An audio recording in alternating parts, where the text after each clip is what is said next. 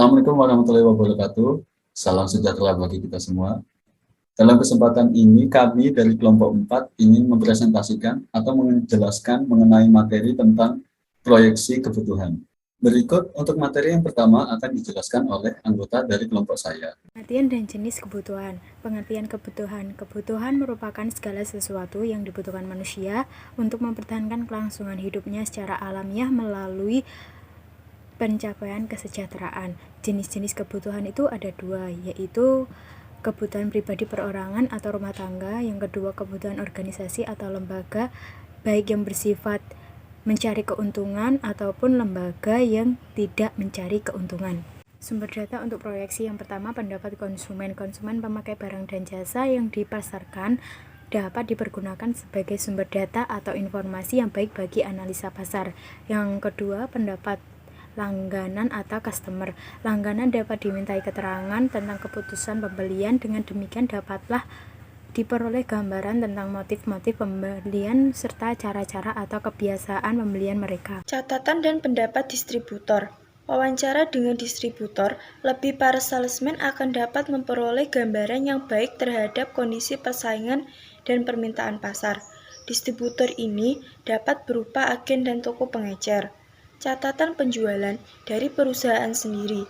Perkiraan terhadap kondisi penjualan di masa depan dapat didasarkan pada data-data historis penjualan masa lampau yang biasanya tersedia di dalam perusahaan dan merupakan data kuantitatif yang objektif. Kondisi masa depan. 1. Dengan dasar pertumbuhan tetap. Dengan menggunakan proyeksi sederhana atau linear regression dari masa lalu dan masa datang tanpa mempertimbangkan adanya akibat dari perubahan yang sengaja dilakukan oleh generasi sekarang maupun generasi yang akan datang.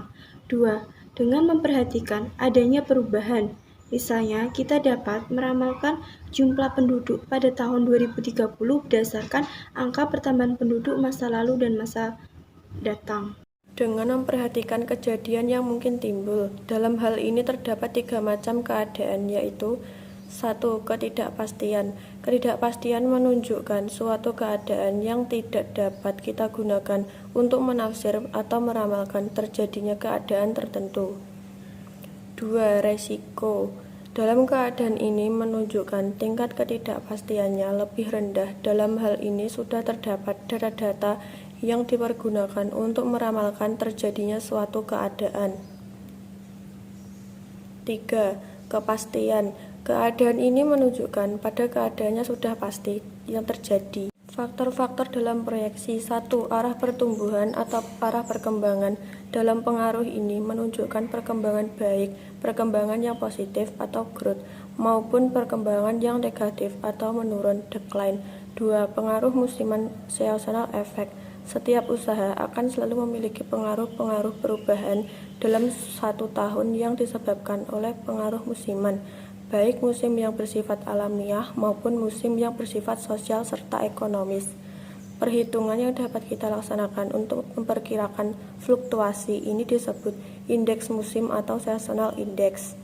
3. Pengaruh konjungtur atau cyclical effect. Dalam hal ini kita berusaha untuk memperhitungkan perubahan yang terjadi sebagai akibat dari perkembangan sosial ekonomi jangka panjang atau siklus kehidupan ekonomi yang sering disebut pengaruh konjungtur. Umumnya terjadi antara 5-8 tahun. Metode proyeksi. 1. Metode time series top trend.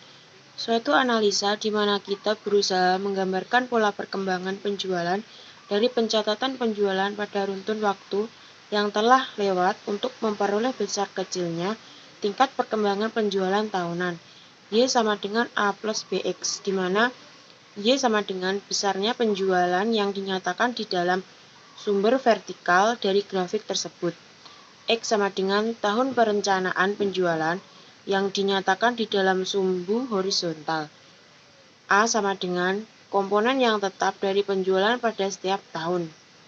B sama dengan tingkat yang tetap dari penjualan pada setiap tahun merupakan arah garis atau slope dari garis perkiraan penjualan tersebut. 2. Metode eksponensial. Kadang-kadang bentuk kurva dapat memberikan ketepatan yang tinggi terhadap ramalan yang kita lakukan dibanding dengan garis lurus. Bentuk kurva ini berarti menggambarkan adanya pertimbangan atau pengurangan yang tidak selalu sama pada tiap tahun. Di dalam ramalan atau forecast dalam bentuk garis lurus, maka berarti di situ terdapat pertambahan yang selalu sama pada tiap-tiap tahunnya. 3. Metode rata-rata sederhana atau simple average. Metode rata-rata sederhana ini pada dasarnya adalah untuk meramalkan adanya fluktuasi musiman dari ramalan penjualan tahunan yang telah diperhitungkan. Metode rata-rata ini berusaha mendapatkan ramalan penjualan bulanan, mingguan, atau triwulan. 4. Metode rata-rata bergerak atau moving average. Dalam metode ini, perhitungan rata-rata dilakukan secara bergerak ke depan untuk memperkirakan penjualan pada periode yang kemudian atau yang akan datang. Misalnya saja bila kita pergunakan moving average 12 bulan, kita perhitungkan rata-rata dari Januari 1990 dengan Desember 1990, dan berikutnya kita perhitungkan rata-rata dari Februari 1990 sampai dengan Januari 1991, kemudian rata-rata dari Maret 1990 sampai dengan Februari 1991, dan seterusnya. 5. Metode eksponensial smoothing. Setiap metode forecasting yang kuantitatif memerlukan adanya penyesuaian terhadap fluktuasi permintaan. Di dalam eksponensial smoothing ini, kita berusaha menambahkan suatu faktor yang disebut smoothing constant dan diberikan simbol alpha. Faktor pertambahan tersebut langsung dihubungkan dengan data penjualan dari tahun yang paling akhir.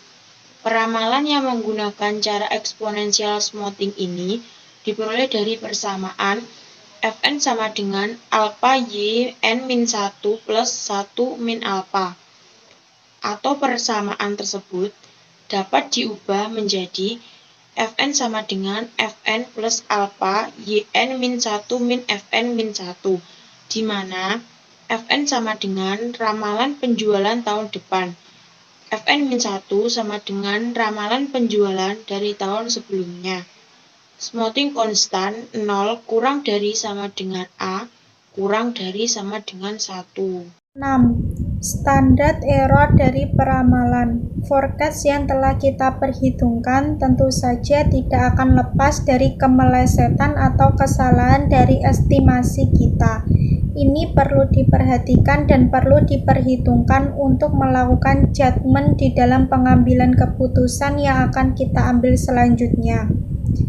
Dengan mengetahui tingkat kemelesetan dari estimasi kita itu, maka kita dapat memperbaiki tingkat ketepatan peramalan itu. Standar penyimpangan itu dapat diperhatikan dengan rumus di bawah ini. 7. Korelasi. Korelasi merupakan hubungan sebab akibat antara satu faktor dengan faktor yang lain. Misalnya saja korelasi antara pertambahan penduduk dengan kebutuhan pangan, pertambahan jumlah mahasiswa dengan kebutuhan angkutan kota, dan sebagainya.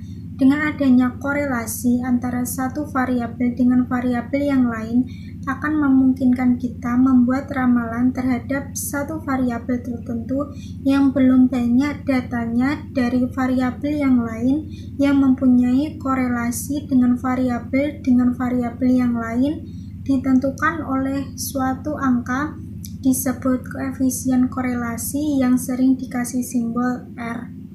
Sekian dari presentasi kelompok 4. Mohon maaf jika ada salah kata atau salah pengejaan kata dalam presentasi kami. Dan terima kasih telah mendengarkan. Kami akhiri. Assalamualaikum warahmatullahi wabarakatuh.